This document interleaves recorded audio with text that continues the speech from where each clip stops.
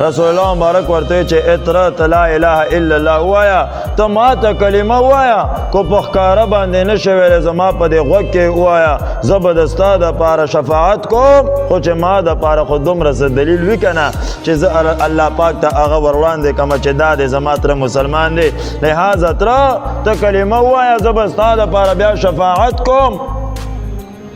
ابو طالب سره په خوا کې قربان شمه ابو جهل هم ناست دی او همدارنګې عبدالله ابن ابي امیه دا هم ناست دی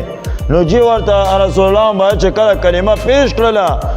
نو رسول الله مبارک چې کلمې پیش کول نه بعد دا ابو جهل ورسره خوا کې ناست ورته وایي چې ته د یو ماشوم ښه وینا په وجه باندې به د خپل پلار نیکه دین پرېږدې نو چې کله ده ورته دا خبره وکړله نو هغه خو د نزغې په حالاتو کې وسا ورنوتله